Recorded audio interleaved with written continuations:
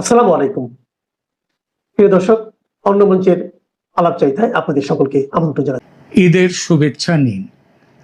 দক্ষিণ এশিয়ার ভূ রাজনীতিতে এখন এক নতুন ঘূর্ণাবর্ত। একদিকে বাংলাদেশের ক্ষমতার অলিন্দে পালা বদলের অস্থিরতা, অন্যদিকে দিল্লির সাউথ ব্লকের করিডোরে চলছে গভীর ম্যারাথন বৈঠক। মার্কিন পররাষ্ট্র সচিব মার্কো রুবিওর ভারত সফর কি তবে বাংলাদেশের রাজনীতির গতিপথ বদলে দিতে চলেছে? ভারতের প্রধানমন্ত্রী নরেন্দ্র মোদী, পররাষ্ট্রমন্ত্রী এস জয়শঙ্কর এবং জাতীয় নিরাপত্তা উপদেষ্টা অজিত ডোভালের সঙ্গে রুবিওর আলাদা আলাদা বৈঠকের পর থেকে একটা জল্পনা তুঙ্গে উঠেছে। প্রশ্ন উঠছে, শেখ হাসিনা কি তবে সত্যিই ফিরছেন দেশে, নাকি বঙ্গোপসাগরের নীল জলরাশি সাক্ষী হতে চলেছে এক নতুন কোনো রাজনীতির? দিল্লি ওয়াশিংটন বৈঠকে কি বার্তা দিল ভারত, সেটা প্রথমে দেখা যাক। মার্কো রুবিওর সঙ্গে ভারতের উচ্চপদস্থ কর্মকর্তাদের বৈঠকের নির্যাস এখন কূটনৈতিক মহলের আলোচনার কেন্দ্রবিন্দুতে। ভারত যে বাংলাদেশে তার নিরাপত্তা ও কৌশলগত স্বার্থ নিয়ে ভীষণ রকমের উদ্বিগ্ন, সেটা স্পষ্ট। দিল্লির পক্ষ থেকে মার্কিন প্রতিনিধি মার্কো রুবিওকে সরাসরি জানানো হয়েছে তারেক রহমানের নেতৃত্বাধীন বর্তমান সরকার যে পথে হাঁটছে তা ভারত এবং বৃহত্তর দক্ষিণ এশিয়ার স্থিতিশীলতার জন্য বিপদের কারণ হয়ে উঠছে। বিশেষ করে পাকিস্তান ও চীনের সঙ্গে বাংলাদেশের বর্তমান নীতি নির্ধারকদের ক্রমবর্ধমান ঘনিষ্ঠতা দিল্লির অস্বস্তির কারণ হয়ে উঠেছে। সাধারণ অস্বস্তি নয়, রীতিমতো অস্বস্তি।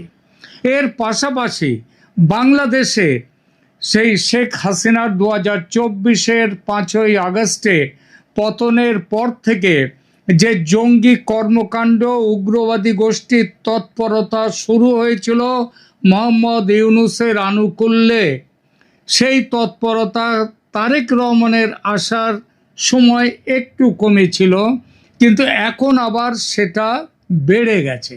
বেড়ে যাওয়ার বড় কারণ তারেক রহমান ও তার পূর্বসূরি মোহাম্মদ ইউনূসের মতো পাকিস্তানের সাথে সম্পর্ক ঘনিষ্ঠতর করার সেই জায়গাতে চলে যাচ্ছে। সুতরাং বাংলাদেশে গত কয়েক মাসে জঙ্গি কর্মকাণ্ড, উগ্রবাদী গোষ্ঠীর তৎপরতা যে উদ্বেগজনকভাবে বেড়ে উঠেছে এবং ভারত যেটা কোনোভাবেই মেনে নেবে না, তার অকাঠ্য তথ্য প্রমাণ ভারতের পক্ষ থেকে মার্কো রুবিওর কাছে তুলে ধরা হয়েছে। ভারত স্পষ্ট করেছে, প্রতিবেশী দেশের মাটিতে দাঁড়িয়ে কোনো দেশ বিরোধী শক্তি, ভারত বিরোধী শক্তির উত্থান দিল্লি আর নীরব দর্শকের মতো মেনে নেবে না। এর ফলে, এবং এটা শুধু জানানো নয়, কূটনৈতিক সূত্রের খবর অনুযায়ী ভারত এই পরিস্থিতিতে মার্কিন যুক্তরাষ্ট্রের কাছে দুটি নির্দিষ্ট প্রস্তাব বা অপশন রেখেছে। আইদার অর, হয় এটা নয় ওটা, যে কোনো একটা বেছে নিতে হবে। ওই মধ্যপন্থী বলে কিছু নেই। প্রথমত, প্রথম অপশন, শেখ হাসিনাকে দেশে ফিরিয়ে এনে অতি দ্রুত একটি অবাধ ও সুষ্ঠু নির্বাচনের আয়োজন করতে হবে, যা দেশটিতে গণতান্ত্রিক স্থিতিশীলতা পুনরুদ্ধার করবে।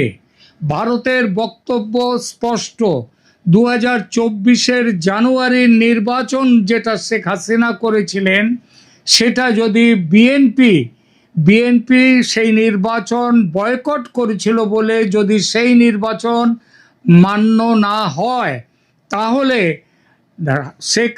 আওয়ামী লীগকে বাদ দিয়ে যে নির্বাচন 2026-এর ফেব্রুয়ারিতে হলো, সেটা কি করে গ্রহণযোগ্য হবে? সেটা হতে পারে না, কারণ দু রকমের নিয়ম কখনো গণতন্ত্রের মাপকাঠি হতে পারে না। ভারত মনে করে শেখ হাসিনার অনুপস্থিতিতে বাংলাদেশে যে রাজনৈতিক শূন্যতা তৈরি হয়েছে, সেই শূন্যতা মৌলবাদী শক্তিকে মদদ দিচ্ছে। তারেক রহমানের ঘরে ফেরা এবং ভারত তার দিকে যে বন্ধুত্বের যে অলিভ ব্রাঞ্চ, তার কাছে ফুলের তোড়া তার কাছে পাঠিয়ে দিয়েছিল, তার বড় কারণ ছিল তারেক রহমান দেশে গণতান্ত্রিক ব্যবস্থার পুনরুদ্ধার করার চেষ্টাটা করবেন। সেটা তারেক রহমান করেননি, বরং তিনি প্রকারান্তরে মৌলবাদী শক্তিকে মদদ দিয়ে যাচ্ছেন। এই মদতটা আরো সম্ভব হচ্ছে, বেড়ে যাচ্ছে এই কারণেই যে এখন দেশে শেখ হাসিনার রাজনৈতিক দলটির তার অনুপস্থিতি। এটা হচ্ছে প্রথম অপশন। তাহলে হলো শেখ হাসিনাকে দেশে ফেরাতে হবে এবং যত শীঘ্র সম্ভব অন্তর্ভুক্তিমূলক, অংশগ্রহণমূলক একটি নির্বাচনের ব্যবস্থা করতে হবে।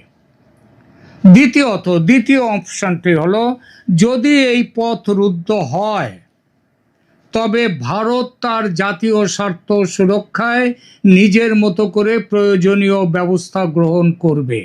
অর্থাৎ প্রয়োজনীয় ব্যবস্থা মানে যেটা ভারত নিজের জন্য প্রয়োজন মনে করবে, নিজের স্বার্থ রক্ষার জন্য ভারত সেইটা করবে।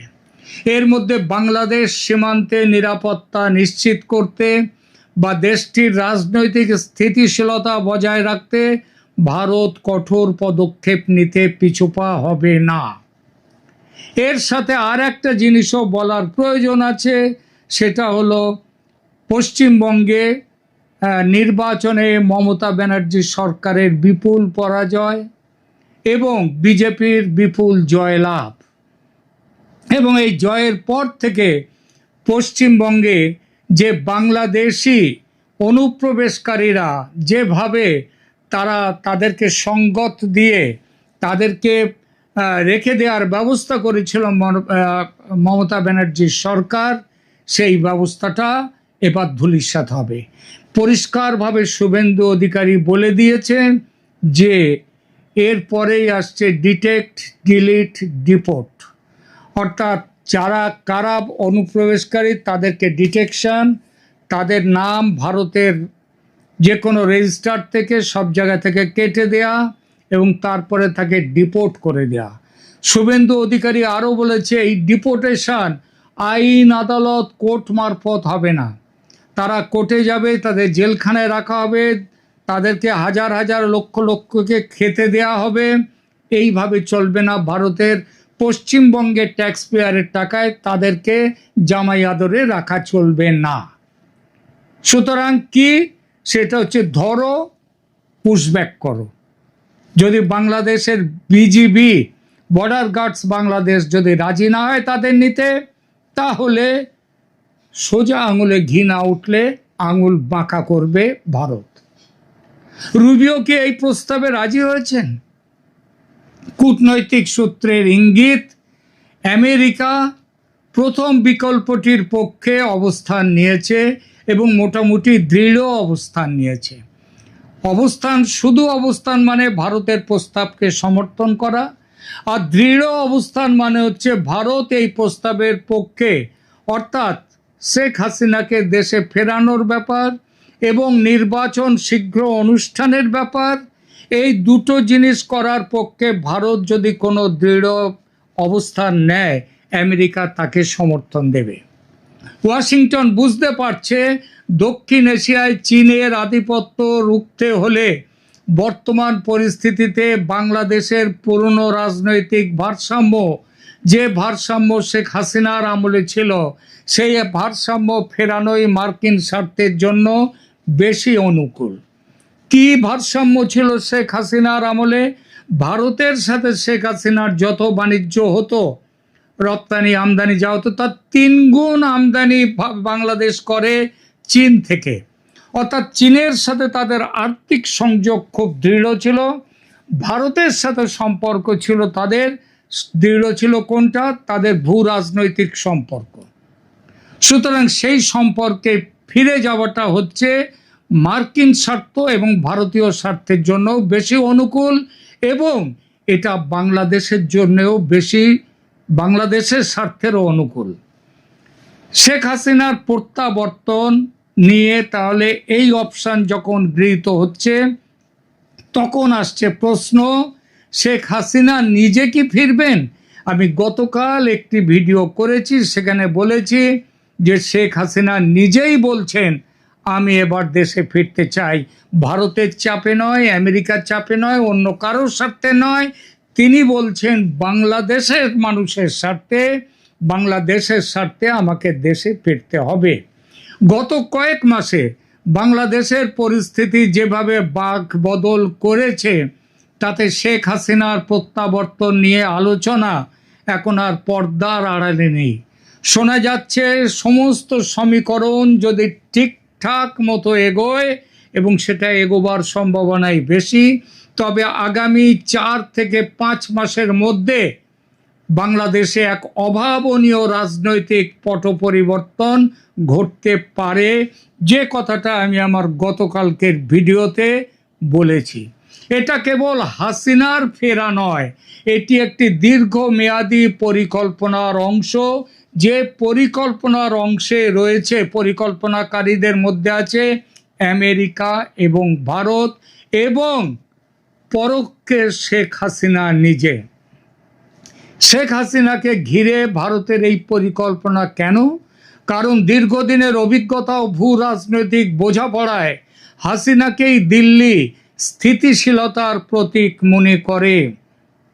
তবে এই প্রত্যাবর্তন হবে অনেক বেশি সতর্কতার সঙ্গে, যেখানে থাকবে আন্তর্জাতিক পর্যবেক্ষক ও আঞ্চলিক শক্তিগুলোর সমন্বিত একটা কার্যক্রম রূপরেখা। শেষ করি আলোচনা। তবে মুদ্রার উল্টো পিঠও আছে। বাংলাদেশে বিরোধী গোষ্ঠীগুলো এবং চীন, পাকিস্তান তাদের আপত্তি উপেক্ষা করে ভারত ও আমেরিকার এই যৌথ কৌশল কতটা সফল হবে সেটা সময় বলে দেবে। তবে যা স্পষ্ট মনে হয়, ভারতের ভূমিকা, আমেরিকার ভূমিকা, তার সাথে সেইটা দেখেই মনে হয় এই কৌশল, যৌথ কৌশল সফল হবে। রাজনীতির খেলায় অঙ্ক যত দ্রুত মেলানো হয়, বাস্তবে তার প্রয়োগ কিন্তু ততটাই জটিল হয়ে উঠতে পারে, সম্ভাবনা থাকে। তবে একটা বিষয় নিশ্চিত, মার্কো রুবিওর ভারত সফর বাংলাদেশের রাজনীতিতে এক নতুন ক্লক টাইমার সেট করে দিয়েছে। আগামী 4-5 মাস পরে হবে বাংলাদেশের, আগামী 4-5টি মাস এটা হবে বাংলাদেশের ইতিহাসের এক ক্রান্তিকাল। দিল্লির নিরাপত্তা উদ্বেগ, ওয়াশিংটনের গণতান্ত্রিক অগ্রাধিকার এবং ভারত মহাসাগর বঙ্গোপসাগরে তাদের ভূ রাজনৈতিক স্বার্থ, এই সব কিছুর সমন্বয়ে বাংলাদেশ কি তবে আবার পুরনো পথে ফিরবে, নাকি দক্ষিণ এশিয়ায় জন্ম দেবে এক নতুন সংকটের? এর উত্তর দেবে আগামী দিনগুলো। আজকের মতো বিশ্লেষণ এখানেই শেষ করছি। তুরস্ক এবং প্যারিসের উদ্দেশ্যে গতকাল ভোরে বাংলাদেশ ত্যাগ করেছেন মোহাম্মদ ইউনূস। তারপর থেকেই সামাজিক যোগাযোগ মাধ্যমে তোলপাড় উঠেছে, ডক্টর ইউনূস কি পালিয়ে গেলেন? অনেকেই আমাকে ব্যক্তিগতভাবেও জিজ্ঞেস করেছেন। আজকে সেই বিষয়টি নিয়েই আলোচনা করব। এর সাথে রয়েছে আজকে দুপুরে যে বিখ্যাত মহিষ ডোনাল্ড ট্রাম্পকে নিয়ে কথা বলেছিলাম, তার সর্বশেষ আপডেট। শেষ পর্যন্ত সাথে থাকবে। গতকাল ভোর 4:40-এ চার্টার্ড বিমান, অর্থাৎ ভাড়া করা বিমানে চড়ে 12-13 জন সফর সঙ্গী সহ সামরিক প্রহরায় অত্যন্ত গোপনীয়তার সাথে মোহাম্মদ ইউনূস বাংলাদেশ ত্যাগ করেছেন, এবং তিনি প্রথমে তুরস্কে গিয়েছেন। কেন এই রাগঢাক, কেন এই গোপনীয়তা? তার সাথে যে ১২-১৩ জন সফর সঙ্গী ছিলেন তার মধ্যে ২ জন হলো বর্তমানের আমলা, ২ জন হলো সাবেক আমলা, ২ জন ইউনূস সেন্টারের। তবে তার মধ্যে লামিয়া মোর্শেদ এবার তার সফর সঙ্গী হননি, এবং যুদ্ধ অপরাধী হিসেবে সাজাপ্রাপ্ত সালাউদ্দিন কাদের চৌধুরীর পরিবারের একজন এবং তার ব্যক্তিগত প্রহরী যারা তার সাথে থাকেন তারা মিলে তুরস্কে গিয়েছে। তুরস্কে যাবার পরে তুরস্ক এবং পাকিস্তানের তুরস্ক এম্বাসির যৌথ আয়োজনে তিনি একটি মিটিং করেন, যে মিটিং এ উপস্থিত ছিলেন মূলত ওআইসি ভুক্ত ইসলামিক দেশগুলোর প্রতিনিধিরা। সেখানে সূচনা বক্তব্য দেন ডক্টর ইউনূস। এই বৈঠকটি আয়োজন করা হয়েছিল বাংলাদেশের পররাষ্ট্রমন্ত্রী ডক্টর খলিলুর রহমান, যিনি জাতিসংঘের সাধারণ পরিষদের সভাপতি পদে প্রতিদ্বন্দ্বিতা করছেন এবং যে নির্বাচনটি আর কদিন পরেই সম্ভবত ৩রা জুন অনুষ্ঠিত হতে যাচ্ছে। সেই নির্বাচনে ডক্টর খলিলের পক্ষে ক্যাম্পেইন করবার জন্যই তিনি তুরস্কের এই সভায় বক্তৃতা করেছেন, এবং তিনি সেই সভায় বক্তব্যে বলেছেন যে ডক্টর খলিল ব্যক্তিগতভাবে তার অত্যন্ত বিশ্বস্ত এবং তিনি মনে করেন যে ডক্টর খলিল যদি এই সভাপতি পদে নির্বাচিত হয় তাহলে জাতিসংঘের পক্ষে তিনি সারা পৃথিবীতে ব্যাপক ভূমিকা রাখতে পারবেন। বিশেষ করে ডক্টর খলিল খুবই ইনোভেটিভ আইডিয়ার অধিকারী একজন মানুষ, খুবই নতুন এবং সৃজনশীল আইডিয়া তার মাথা থেকে আসে, যেটা ডক্টর ইউনূস নিজেই তার প্রমাণ, এবং তারুণ্যকেও ডক্টর খলিল ধারণ করেন। সো পৃথিবীর তারুণ্যের পক্ষে ডক্টর খলিল নির্বাচিত হলে সোচ্চার থাকবেন, এবং জাতিসংঘে দেখা গেছে যে এখানে মোটামুটি বড় বড় দেশগুলোর স্বার্থ সংরক্ষিত হয়, ছোট দেশগুলোরা বরাবরই উপেক্ষিত থাকে, কিন্তু ডক্টর খলিল নির্বাচিত হলে তিনি ছোট দেশগুলোর স্বার্থের সপক্ষে একটা স্ট্যান্ড নেবেন। এই সব কারণে তিনি ডক্টর খলিলকে জেতানোর জন্য ওআইসি ভুক্ত দেশগুলোর উপস্থিত যেসব প্রতিনিধি ছিলেন তাদের প্রতি অনুরোধ করেন। এই যে চার্টার্ড বিমানে তিনি তুরস্ক গেলেন, এটি কিন্তু বাংলাদেশ সরকারের পয়সায় ভাড়া করা। এটা ইউনূস সেন্টার কিংবা মোহাম্মদ ইউনূসের ব্যক্তিগত অর্থে নয়, অর্থাৎ সরকারি অর্থায়নে তিনি বিমান ভাড়া করে তার সফর সঙ্গীদের নিয়ে তুরস্কে গিয়েছেন, এবং তুরস্কের এই সভা শেষে তিনি গিয়েছেন প্যারিসে, এবং প্যারিসে তিনি আজকে তার ব্যক্তিগত কাজ এবং ঈদ এসব মিলিয়ে তিনি আজকে ব্যস্ত সময় কাটাবেন। আগামীকাল প্যারিসে স্থানীয় সময় সন্ধ্যা ৬টায় তিনি আরো একটি মিটিং করবেন এই ডক্টর খলিলের সমর্থনে। সেখানে উপস্থিত থাকবেন জাতিসংঘের সাবেক কর্মকর্তা, বিভিন্ন তার পরিচিত সাবেক কূটনীতিক, বর্তমান কূটনীতিক এবং প্রভাবশালী অনেককেই তিনি আমন্ত্রণ জানিয়েছেন এই সভায়, এবং সেখানেও তিনি ডক্টর খলিলকে নির্বাচনে বিজয়ী করবার পক্ষে বক্তব্য রাখবেন। ব্যক্তিগত আলোচনায় ডক্টর ইউনূস বলেছেন যে তিনি ডক্টর খলিলের জয়ের ব্যাপারে শতভাগ আশাবাদী, এবং ডক্টর ইউনূস মনে করেন যে ডক্টর খলিল যদি এই পদে জয়লাভ করে তাহলে বর্তমানে বাংলাদেশে অন্তত ২০২৯ পর্যন্ত তাদের নিয়ন্ত্রণ অব্যাহত থাকবে। ডক্টর ইউনূস প্রায়শই কথায় বলেন যে বর্তমান যে তারেক রহমান সরকার, এটি তার সরকারেরই একটা এক্সটেনশন বা সম্প্রসারণ, এবং তিনি এই সরকারের উপরে তার সম্পূর্ণ নিয়ন্ত্রণ আছে বলেই মনে করেন।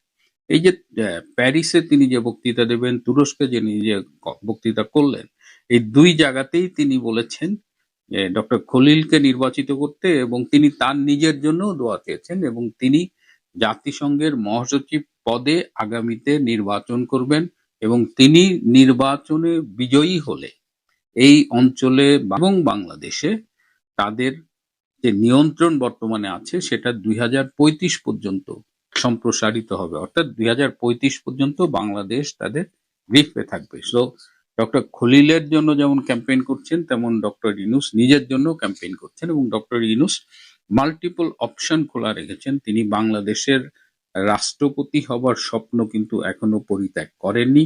এর পাশাপাশি তিনি জাতিসংঘের মহাসচিব পদে প্রতিদ্বন্দ্বিতা করবার স্বপ্ন এখন দেখছেন। এবং এখন কথা হলো যে ডক্টর খলিলের নির্বাচনী প্রচারের উদ্দেশ্যে গিয়েছেন ডক্টর ইউনূস, তাহলে কেন এই গুঞ্জন উঠছে যে ডক্টর ইউনূস কি পালিয়ে গেলেন, তিনি কি আর দেশে ফিরবেন না? এর অন্যতম একটা কারণ হলো যে তিনি সাধারণত যখন ট্রাভেল করেন, তার যাবার ব্যাপারে ইউনূস সেন্টার থেকে প্রেস রিলিজ দেওয়া হয়, সবাইকে বলা হয় তিনি প্রায়ই বিদেশে যান এবং তিনি প্রচারের আলোয় থাকতে পছন্দ করেন। এর বাইরেও এবার যে তিনি গিয়েছেন, তিনি সাধারণত তার সাথে অনেক বেশি লাগেজ থাকে না, কিন্তু এবার তিনি ব্যক্তিগত ব্যবহার্য প্রচুর জিনিসপত্র এই ভাড়া করা বিমানে নিয়েছেন এবং গোপনীয়তার মধ্য দিয়ে দেশ ত্যাগ করেছেন। এ কারণেই এই আলোচনাটা উঠেছে যে ডক্টর ইউনূস বোধহয় পালিয়েই গেলেন এবং সহসা তিনি দেশে ফিরবেন না। এবং এর পেছনে যে কারণটা বললাম, যে বর্তমানে যে জিও পলিটিক্যাল সিচুয়েশন, যে আমেরিকা ভারত এদের সম্পর্কের যে নতুন একটা মাত্রা আমরা দেখতে পাচ্ছি, সব মিলিয়ে ডক্টর ইউনূসের জন্য একটা অনিশ্চিত পরিস্থিতি বিরাজ করছে। সো তিনি যেহেতু খুব শিয়ানা মাল, সুতরাং তার এই মুহূর্তে একটু সরে থাকার একটা প্রবণতা থাকতে পারে। যাই হোক, তিনি ফিরবেন কিনা সেটা আমরা তাড়াতাড়ি জানতে পারবো। তবে এই মুহূর্তে তিনি ডক্টর খলিলের ক্যাম্পেইন এবং তার আড়ালে নিজের ক্যাম্পেইন করা নিয়ে ব্যস্ত। তো এই হলো ডক্টর ইউনূসের দেশ ত্যাগ এবং সম্ভাব্য পলায়নের কাহিনী। এছাড়াও আজকে যখন আমি এই বাংলাদেশের মহিষ ডোনাল্ড ট্রাম্প নিয়ে এপিসোড করলাম, অনেকেই জানতে চেয়েছেন যে এখন সে কোথায়, কেমন আছে। তো তার সর্বশেষ আপডেটের জন্য আমি একটা ছোট্ট ভিডিও ফুটেজ দেখাই। জাতীয় চিড়িয়াখানা মিরপুরের পরিচালক ডক্টর মোহাম্মদ রফিকুল ইসলাম এর এই কথাগুলো শুনেন। বাংলাদেশ জাতীয় চিড়িয়াখানার একটি মূল লক্ষ্যই হলো এখানে প্রাণী সংরক্ষণ। এখানে যে অ্যালবিনো মহিষটি আলোচিত হয়েছে, এটি আসলে আমাদের সরকারের যখন দৃষ্টিগোচর হয়েছে, সরকার এই প্রাণীটি সংরক্ষণের জন্যই চিড়িয়াখানায় পাঠিয়েছে। আমরা তার সুব্যবস্থা করেছি, আমরা তার পরিচর্যার জন্য যাবতীয় ব্যবস্থা আমরা করেছি। আচ্ছা, এই মহিষটি আনার ফলে কি দর্শনার্থীদের আরেকটু বাড়বে কি মনে করছেন আপনারা? আমরা কিন্তু এটি আসলে দর্শনার্থীর কাছে তাদেরকে প্রদর্শনের উদ্দেশ্যে এখানে আনিনি। এটা আমাদের সংরক্ষণের জন্য এখানে আসা এটিকে। আর যেহেতু চিড়িয়াখানা এটি থাকবে, দর্শনার্থীটা উপভোগ করবে। আমরা আমাদের এখানে যখন এই প্রাণীটি এসেছে, এর সার্বক্ষণিক নিরাপত্তার ব্যবস্থা আমরা করব। আমরা এটা রাখার জন্য একটি শেড প্রস্তুত করেছি, শেডের জীবাণু নাশক ব্যবহার করেছি। তার জন্য যে খাবারের পাত্র, পানির পাত্র, সেগুলোকে জীবাণুমুক্তকরণ, সেই কাজগুলো আমরা করেছি। তার উপর একটি শেড নির্মাণের অলরেডি ওই খাঁচা একটি শেড আছে, তারপরও তার খাবারের পাত্রের উপর একটা পৃথক শেড নির্মাণে আমরা ব্যবস্থা করেছি। তার স্বাস্থ্য পরীক্ষা করেছি আমরা, সে সম্পূর্ণ সুস্থ রয়েছে। আমরা আমাদের ওখানে সার্বক্ষণিক অ্যানিম্যাল কেয়ারটেকার রেখেছি, আমাদের কর্মকর্তা রেখেছি, তারা এটি সবসময় দেখভাল করছে। আজকে যেটা হয়েছে যে আজকে চিড়িয়াখানায় অসংখ্য মানুষ গিয়েছে, একেবারে বাদ ভাঙা ভিড় যাকে বলে। এমনিতেই এসব উৎসবের দিনে চিড়িয়াখানা অনেক মানুষ যায়, তবে এবারের দর্শনার্থীদের প্রধান দাবি ছিল তারা ডোনাল্ড ট্রাম্পকে দেখতে চায় এবং ডোনাল্ড ট্রাম্পকে দেখার জন্য প্রচুর ভিড় হয়েছে।